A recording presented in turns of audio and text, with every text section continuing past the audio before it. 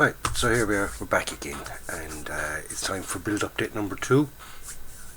We're on to step number 11, but before I started actually constructing step number 11, I had some quite nasty, if you can see them there in that, okay, there we go, I had some quite nasty little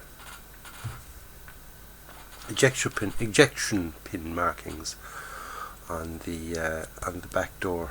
Okay, you can see them there and here. Now they've been filled and sanded off and cleaned off, and they're all ready to go now, because I'm going to have the door down and they would be seen.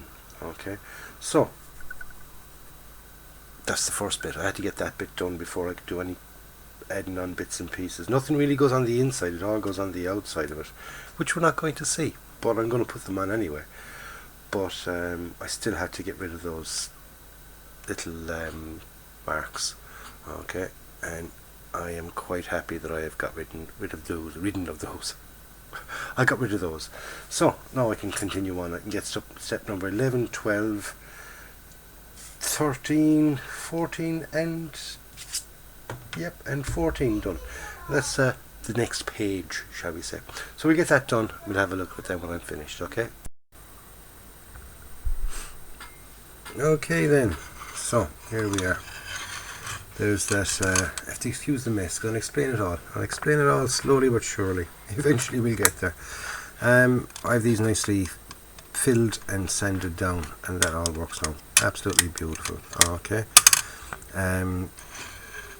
Happy enough with the interior, like I showed you. I have all the little bits and pieces. I have them there in the little bag. Okay, let me show you the little bag. I have all the extra little bits and pieces for the interior there in my little bag. Okay, what else am I going to put into the interior? I'm going to put in a figure. Yep, and I have my figure here. We call him John Johnson. Why? I don't know. But we have him anyway. I had to do a little bit of modification to this guy. I had to kind of reshape his bum, reshape his legs and things, so he'll fit on here. Okay, so he's going to be sitting there, and I decided to stick him on his helmet. So the helmet is going to be painted blue, the helmet on the seat, and he's going to be sitting in there, his hand resting on the helmet. His hand then, in his hand he's going to have a bottle of water, one of these nice clear bottles. Okay, that's going to be in his hand, so he's going to be having a break, taking a break, having a drink of water. Like I said, this is going to be a UN checkpoint. Okay, you're going to have the vehicle, going to have a couple of figures then standing at the checkpoint. And the way I can only go by my own experience of a checkpoint. So we've got another figure here. He's going to be in the turret. Okay, the turret holding the 50 cal.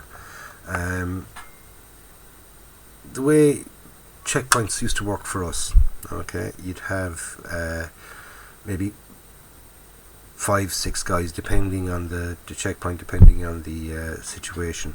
So we'll say we've got 1, 2, and then we've got 3. We've got 5 guys.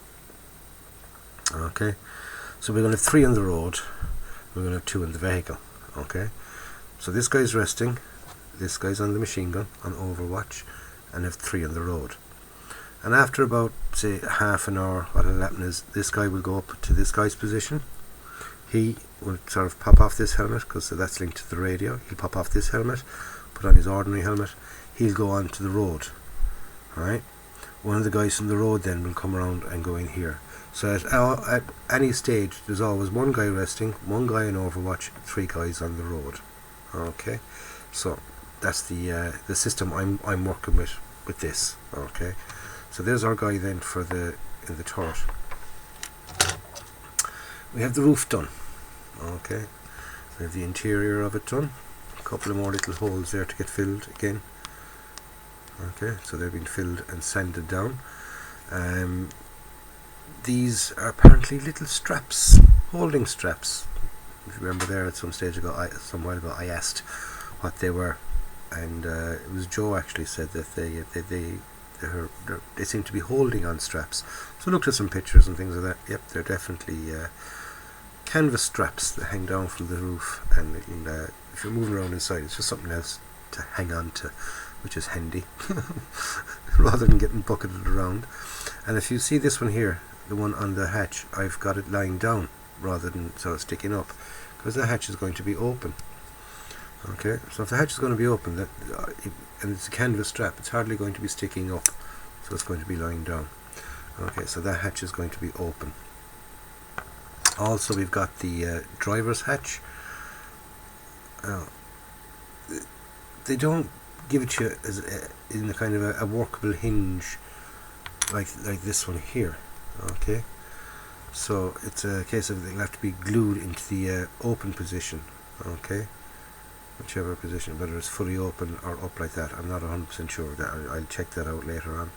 But I've left it off for the time being because I'm going to kind of temporarily hold it in place, maybe a bit of white glue just to hold it in place for when I'm painting, so I can get the outside of it nicely painted up and this exact same shade as everything else. I've done that once before, sort of left a couple of pieces and painted them at different stages, and you can kind of see that they were painted at different stages. So there's right, we're building it up slowly, oh my god, that's that off there. Right, so that then fits on there like that, nice and neatly. Okay, right, then we've got our turret. Okay, our Commander's cupola turret. Lovely little bit of engineering. Everything works perfectly. The turret opens and closes and it stays nice and steady.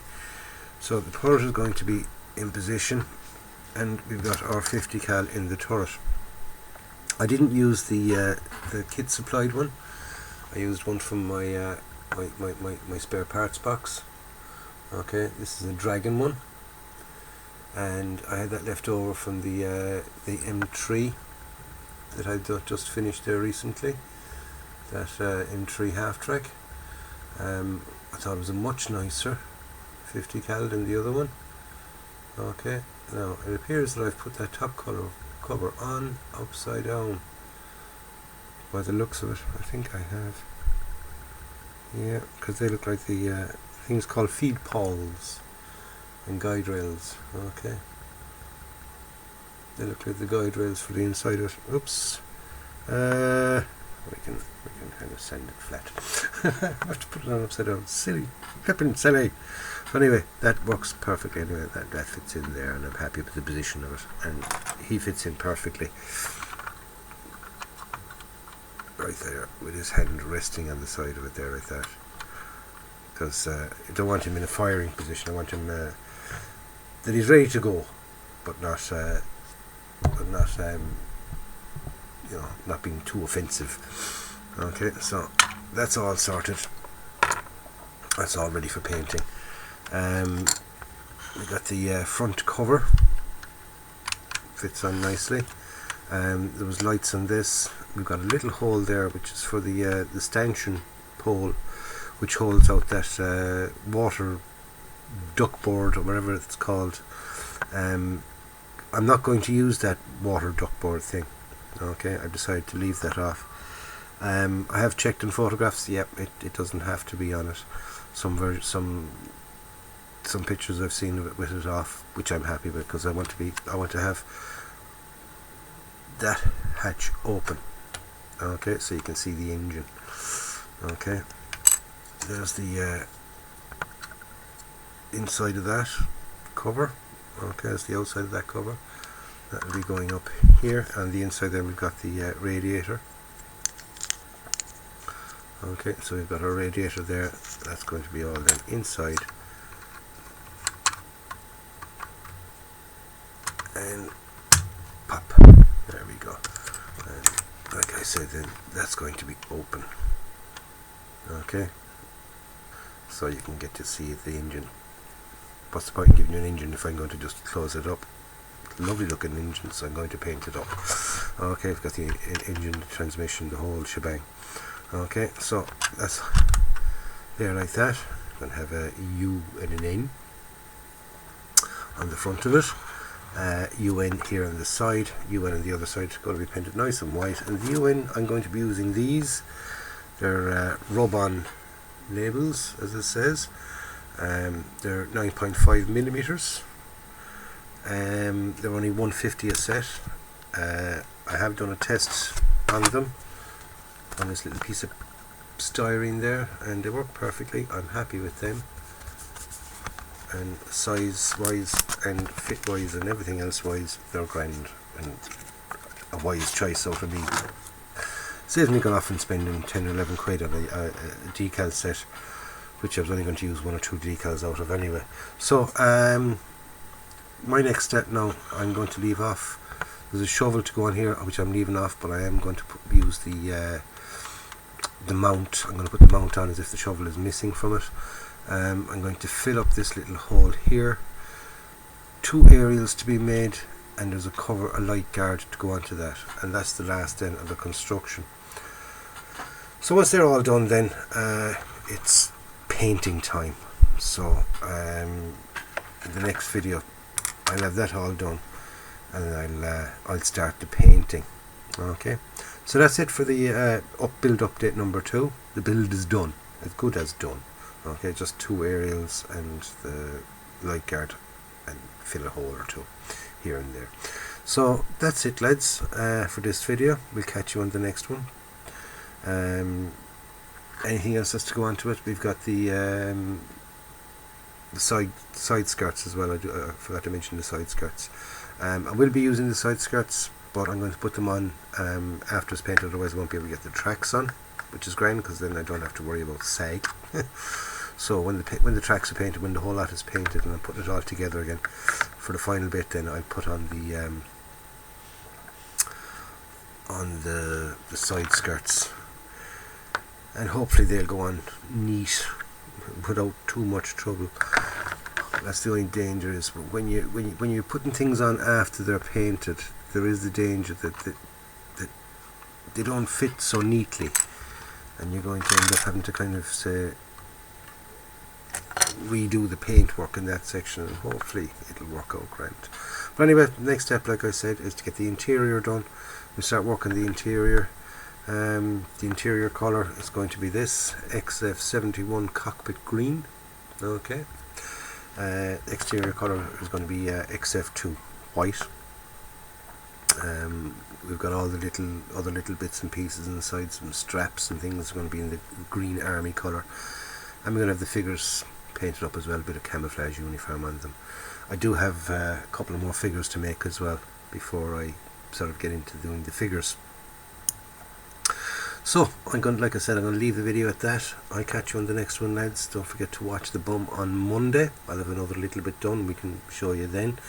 And in the meantime, enjoy your modelling, and don't forget, go out and buy yourself a kit, build it and enjoy it. This is John signing off and saying I'll catch you on the next one, lads. Stay safe.